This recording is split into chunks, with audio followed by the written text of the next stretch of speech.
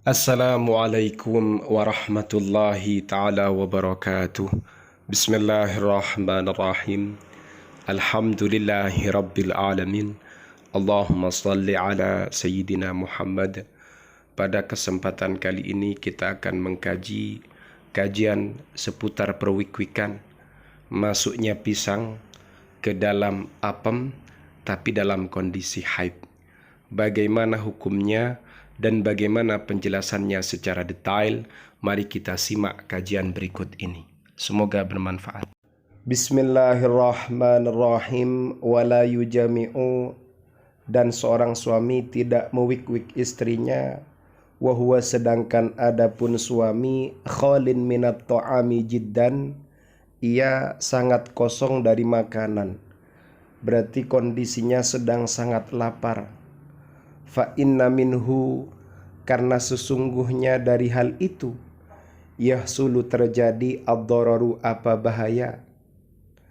Wa afdalul jima'i, sedangkan adapun paling utamanya berwik-wik, ma adalah kondisi waqa'a yang terjadi ba'dal hatmi, setelah pencernaan makanan, artinya setelah makanan itu dicerna dengan baik.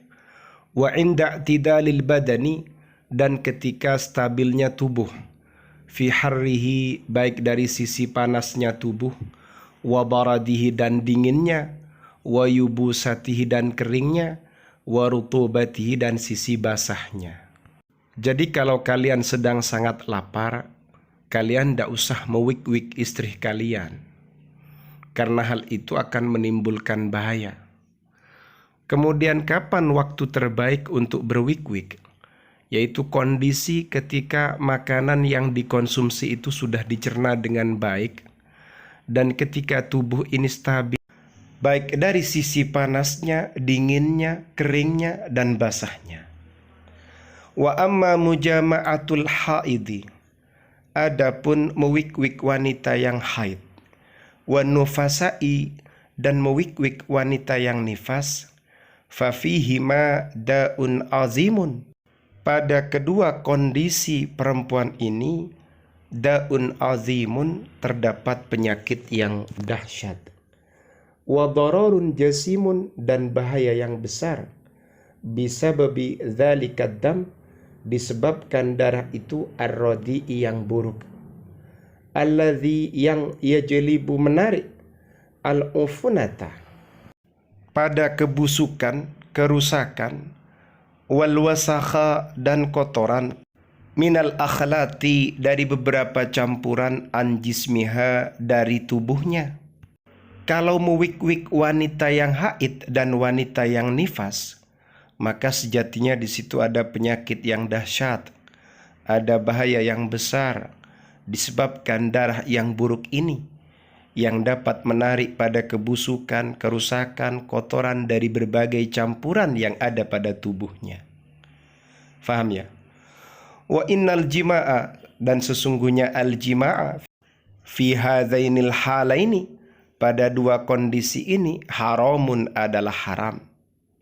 Wa qad naha, dan sungguh telah mencegah, anhu, dari al-jima'a, dalam kondisi ini, asyari'u, syari', liqaulihi ta'ala, karena ada firmannya Allah Ta'ala, wala taqrabuhunna hatta yathurna, janganlah kalian mendekati mereka, hatta yathurna, sebelum mereka suci, li'annal jima'a, karena sesungguhnya al-jima'a, atau berwik-wik, fil haidi, dalam kondisi haid, syadidud darari, adalah sangat membahayakan, sangat bahaya, lirrajuli, bagi sang suami, wal mar'ati, dan istrinya.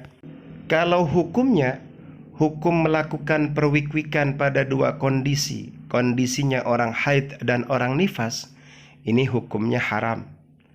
Syari' telah mencegah, telah melarang terkait dengan al-jima'a pada dua kondisi ini. Karena ada firman-Nya Allah Ta'ala, wala taqrabuhunna hatta yathurna. Kemudian sesungguhnya al-jima'a, atau berwik-wik dalam kondisi haid ini sangat berbahaya, yang bahayanya kembali kepada yang lelaki, kepada sang suami, dan juga istrinya. Wa qad ruwiya, sungguh telah diriwayatkan anin Nabi sallallahu alaihi wasallam, dari Nabi Muhammad sallallahu alaihi wasallam, annahu, bahwasannya Nabi Muhammad amara, beliau memerintah, rajulan, pada seorang laki-laki, ata, yang mewikwik atau mendatangi zaujatahu, istrinya, wahia, sedangkan adapun istrinya haidun, adalah wanita yang haid.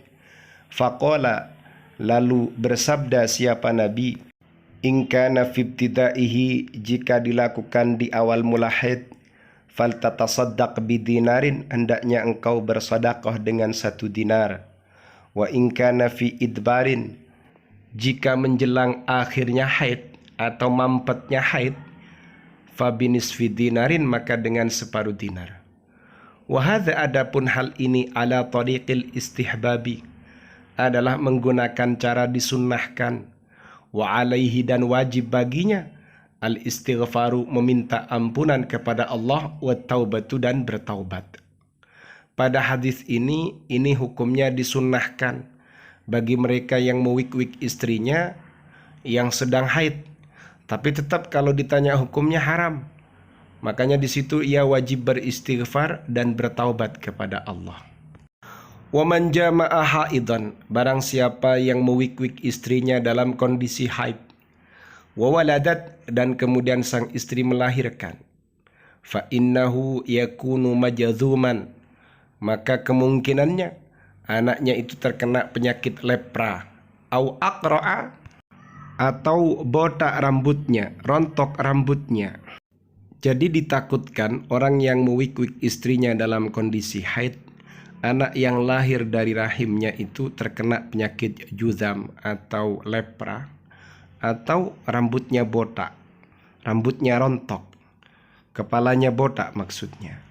Wala yahillu, dan tidak halal al istimta'u, apa bersenang-senang, fil haidi, pada wanita yang haid, bima, dengan sesuatu itu yang mana, bainas surrati war rukbati, yang ada di antara pusar, war rukbati, dan lutut.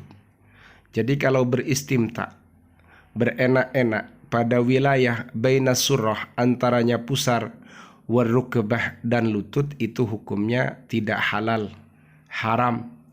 Wa yajuzu, dan boleh, at-taqbilu, apa kecupan, wal mulamasatu, dan persentuhan. Wa ammal wad'u fid duburi, sedangkan adapun mewikwik fid duburi, pada duburnya, faharamun, hukumnya haram. Sawa'un kana, baik itu ada apa dubur, fi zaujatihi, dubur istrinya, au amatihi, atau budak perempuannya, awil ajnabiyati, atau wanita lain, au abdihi, atau budak laki-lakinya, au ghairi abdihi, atau selain budak laki-lakinya. Kalau urusan perwikwikan pada duburnya siapapun, hukumnya itu haram. Paham ya? Keterangan ini bisa dilacak pada kitab Nuzhatul Muta'ammil wa Mursyidul Muta'ahil. Semoga bermanfaat. Amin ya rabbal alamin.